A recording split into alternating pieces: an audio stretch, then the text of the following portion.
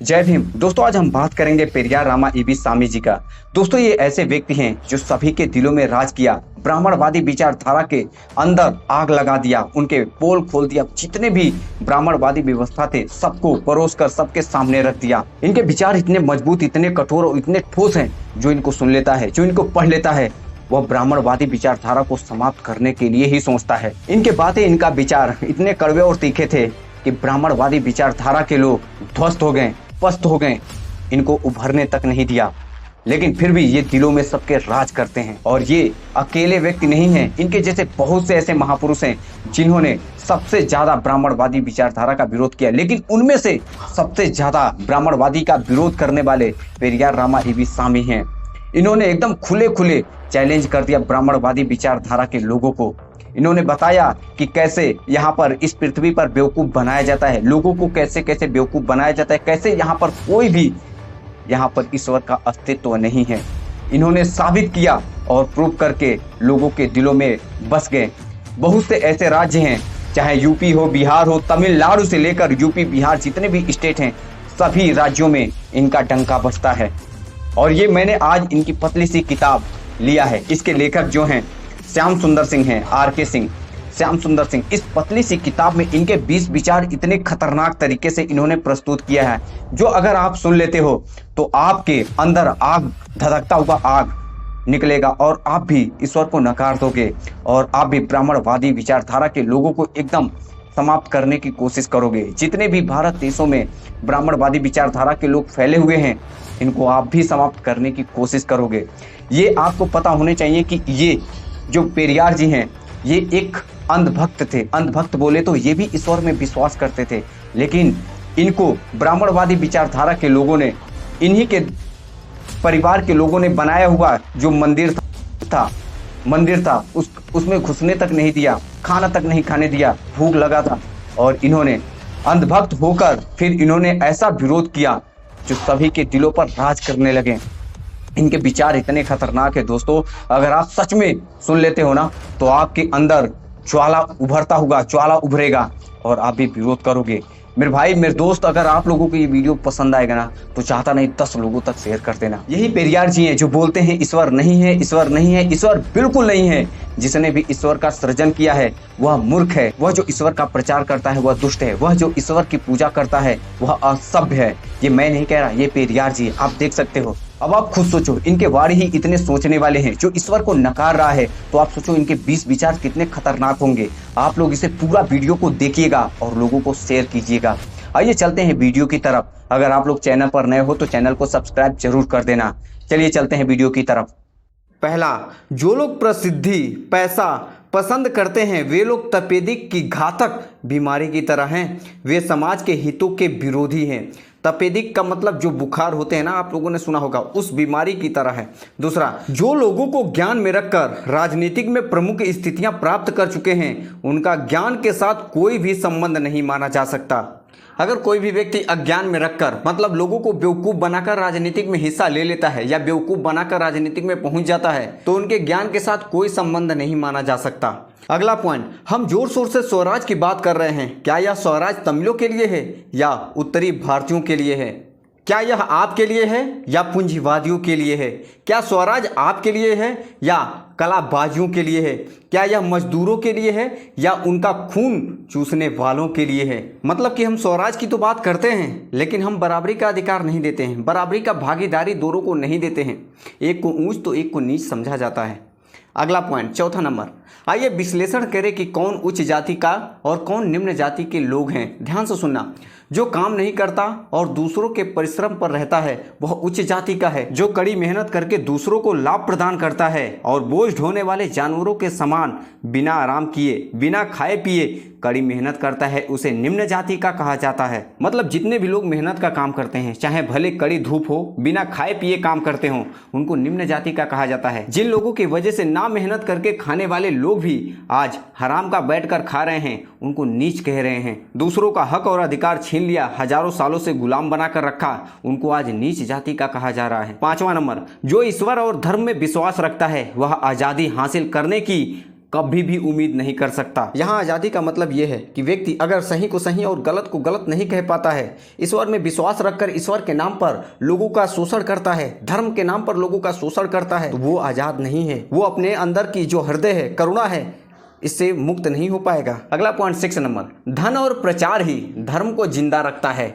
ऐसी कोई दिव्य शक्ति नहीं है जो धर्म की ज्योति को जलाए रखती है। मतलब समझे, अगर आपको धर्म को जिंदा रखना है ना, तो धन और प्रचार की बहुत जरूरत है। कहने का तात्पर्य ये है। 7 नंबर देखो, धर्म का आधार अंधविश्वास है। विज्ञान में धर्मों का कोई स्थान नहीं है, इसलिए बुद्धिवादी धर्म से भिन्न है। सभी धर्मवादी कहते हैं कि किसी को भी धर्म पर संदेह या कुछ सवाल नहीं करना चाहिए। अरे भाई, क्यों नहीं करना चाहिए? सुनो तो, इसने मूर्खों को धर्म के नाम पर कुछ भी कहने की छूट दे दी है। धर्म और ईश्वर के नाम पर मूर्खता एक सनातन रीति है। यह बात सच भी है कि सभी धर्म अपना अपना रोना रोते हैं कि मेरे धर्म पर कोई भी संदेह ना किया जाए, मेरे धर्म पर कोई भी सवाल ना किया जाए। अरे भाई, क्यों नहीं किया जाए? अगर आपका धर्म एक को नीच और दूसरे को सर्वश्रेष्ठ समझता है, अपना धर्म ही सबसे उच्च है ये समझता है, बहन बेटियों को बराबरी का अधिकार नहीं देता है, धर्म के नाम पर दंगे करवाता हो, धर्म के नाम पर अपने ईश्वर को सर्वश्रेष्ठ और दूसरे के ईश्वर को नीच समझता हो, ऐसे धर्म पर संदेह ना किया जाए तो क्या किया जाए? 8वां नंबर, ध्यान से सुनना, ब्राह्मणों ने शास्त्रों और पुराणों की सहायता से शूद्रों को बनाया है। मतलब वैश्य या रखेल पुत्र है, इसमें दिखा है। हमने हिंदू धर्म स्वीकार कर लिया है, हमने तालाब खोदे हैं, मंदिर का निर्माण किया है, धन दान किया है, लेकिन कौन आनंद ले रहा है? केवल ब्राह्मण आनंद ले रहा है। ये बात बिल्कुल भी सही है कि SC ST OBC के लोग मंदिर का निर्माण में दान देते हैं, मंदिर का ईंट एक एक ईंट चुन चुन कर मंदिर का निर्माण करते हैं, और वहां का राजा बन बैठता है कौन? ब्राह्मण। ये बात वैसा ही है जैसे सांप और चूहे की है। बेचारा चूहा कितना संघर्ष मेहनत करके बिल खोदता है अपने रहने के लिए, और अंत में सांप आता है और उसको खाकर उसका घर कब्जा कर लेता है और राजा बन बैठता है कौन? सांप। अगला पॉइंट पेरियार जी क्या कहते हैं? 9 नंबर, इस तथ्य को साबित करने के लिए पर्याप्त साबूत है कि इस भारत देश को जाति व्यवस्था द्वारा बर्बाद कर दिया गया है। 10 नंबर, हम द्राविडियन इस देश के मूल निवासी हैं, हम प्राचीन शासक वर्ग से आते हैं, किंतु आज हम चौथे वर्ण के अधीन बना दिए गए हैं। क्यों? हमारी इस वर्तमान अपमानजनक स्थिति के लिए हमारे पुरखे और राजा जिम्मेदार हैं, जिन्होंने शर्मनाक व्यवहार किया था। 11 नंबर में क्या कहते हैं? ध्यान से सुनना, हमने ईश्वर को आजाद नहीं छोड़ा है। आप मंदिर, गोपुरत, जिसको टावर कहते हैं, गोपुरत क्यों चाहते हैं? आप पूजा क्यों चाहते हैं? आप एक पत्नी, गहने क्यों चाहते हैं? आप स्वर्ण और हीरे के आभूषण क्यों चाहते हैं? आप भोजन क्यों चाहते हैं? क्या आप खाना खाते हैं? क्या आप देवदासियों का आनंद ले रहे हैं जो आपको अपनी पत्नियों की तरह बुलाती हैं? हमने ईश्वर को आजाद नहीं छोड़ा है, हमने उसे प्रश्नों की बौछार के साथ परेशान किया है। अब तक कोई भी ईश्वर उत्तर देने के लिए आगे नहीं आया है, कोई ईश्वर विरोध करने के लिए आगे नहीं आया है, किसी भी ईश्वर ने हमला करने या दंडित करने की हिम्मत नहीं की। ये कौन कह रहे हैं? पेरियार जी कह रहे हैं। इतना सवाल किया उन्होंने, फिर भी उनके साथ कभी भी ईश्वर ने ऐसा बर्ताव नहीं किया, उनका विरोध करने तक नहीं आया। समझ रहे हो ना? 12 नंबर में क्या लिखते हैं? ये लंबे और शंकु जैसे टावर किसने बनवाए हैं? उसके शिखर पर सोने की परत चढ़ाई किसने है? नटराज के लिए सोने की छत किसने बनाई है? 1000 खंभों वाला मंडप किसने बनवाया? चॉकलेटियों के लिए कड़ी मेहनत किसने की? क्या इनमें से किसी भी मंदिर, टैंक और धर्मार्थ चीजों के लिए दान के रूप में एक भी पाई ब्राह्मण ने दी है? जब यह सच है तो ब्राह्मणों को कुछ भी योगदान किए बिना उच्च जाति बनकर क्यों रहना चाहिए? उन्हें हमें धोखा देने की अनुमति क्यों दी जानी चाहिए? यही कारण है कि हम सफलतापूर्वक भगवान को चुनौती दे रहे हैं। ईश्वर ने लोगों का कुछ भी भला नहीं किया है। यही कारण है कि हम भगवान से पूछते हैं कि क्या वास्तव में भगवान है या केवल पत्थर है? ईश्वर गूंगा और अचल रहकर हमारे आरोपों को स्वीकार कर रहा है। इसीलिए कोई भी भगवान हमारे खिलाफ मानहानि का मुकदमा दायर करने अदालत में नहीं गया है। 13 नंबर में पेरियार जी क्या लिखते हैं? ध्यान से सुनना और समझना। अगर धर्म यह कहे कि मनुष्य का सम्मान करना चाहिए तो हम कोई आपत्ति नहीं करेंगे। अगर धर्म यह कहे कि समाज में ना कोई उच्च है और ना ही नीच है तो हम उस धर्म के खिलाफ आवाज नहीं उठाएंगे। अगर धर्म यह कहे कि किसी को भी उसकी पूजा करने के लिए कुछ भी खर्च करने की जरूरत नहीं है तो हम उस भगवान का विरोध नहीं करेंगे। समझे कुछ? 14 नंबर ध्यान सुनो।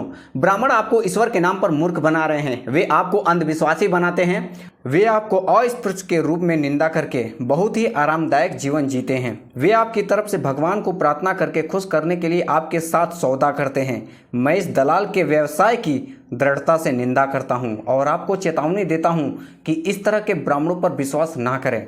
15 नंबर, रूढ़िवादी हिंदुओं के लिए साबुत है कि कुछ देवताओं ने मुस्लिम लड़कियों को जीवन साथी बना लिया है। ऐसे भी देवता हैं जो अस्पृश्य हैं, समुदाय की लड़कियों से प्यार करते थे और उनसे विवाह करते थे। 16 नंबर में पेरियार जी क्या कहते हैं, हालांकि ब्राह्मण जातियों के मामले में सौदा करने के लिए आगे आ सकते हैं, पर जब तक कृष्ण और उनकी गीता यहाँ है, जातियों का अंत होने वाला नहीं है। समझ पा रहे हैं ना? जब तक इनके गीता, वेद, पुराण ये सब हैं, तब तक जातियों का अंत नहीं होगा। ये पेरियार जी खुद कहते हैं। 17 नंबर में कहते हैं कि ईश्वर सद्गुणों का प्रतीक है, उसे रूप धारण करने की जरूरत नहीं है क्योंकि उसका भौतिक अस्तित्व नहीं है। समझ पा रहे हो ना? उसका कोई भी अस्तित्व नहीं है। सही बात है, एकदम करेक्ट इन्होंने कहा है। 18 नंबर में देखो, इंग्लैंड में ना कोई शूद्र है और ना परियां अछूत। रूस में आपको वर्णाश्रम, धर्म या भाग्यवाद नहीं मिलेगा। अमेरिका में लोग ब्रह्मा के मुख से या पैरों से पैदा नहीं होते हैं। जर्मनी में भगवान भोग नहीं लगाते हैं। टर्की में देवता विवाह नहीं करते हैं। फ्रांस में देवताओं के पास 12 लाख रुपए का मुकुट नहीं है। इन देशों के लोग शिक्षित और बुद्धिमान हैं। वे अपना आत्मसम्मान खोने के लिए तैयार नहीं होते हैं, बल्कि वे अपने हितों और अपने देश की सुरक्षा के लिए तैयार होते हैं। फिर अकेले हमें क्यों बर्बर देवताओं और धार्मिक कट्टरवाद को मानना चाहिए? मतलब साफ है कि हमारे भारत देश के अलावा अन्य देशों में कहीं पर भी भगवान का भोग नहीं लगाया जाता, 12 लाख का मुकुट नहीं चढ़ाया जाता, कोई भी व्यक्ति मुख से या हाथों से या कमर से पैदा नहीं होता। 19 नंबर में पेरियार जी एकदम सच और कड़वी बात लिखते हैं, उस ईश्वर को नष्ट कर दो जो तुम्हें शूद्र कहता है। उन पुराणों और महाकाव्यों को नष्ट कर दो जो हिंदू ईश्वर को सशक्त बनाते हैं। यदि कोई ईश्वर वास्तव में दयालु, हितैषी और बुद्धिमान है तो उसकी प्रार्थना करो। अंतिम में अपना विचार रखते हैं, प्रार्थना क्या है? क्या इससे नारियल टूट रहा है? क्या यह ब्राह्मणों को पैसे दे रही है? क्या यह त्योहार में है? क्या यह ब्राह्मणों के चरणों में गिर रही है? क्या यह मंदिर बना रही है? नहीं, यह हमारे अच्छे व्यवहार में निहित है। हमें बुद्धिमान लोगों की तरह व्यवहार करना चाहिए। प्रार्थना का यही सार है। दोस्तों, ये तो रहा उनके विचार पेरियार जी के। आप लोगों को कैसा लगा कमेंट करके बताइएगा और आप लोग 10 से 15 लोगों तक जरूर शेयर कीजिएगा। मैं आपका भाई गौतम कुमार। नमो बुद्धाय, जय भीम।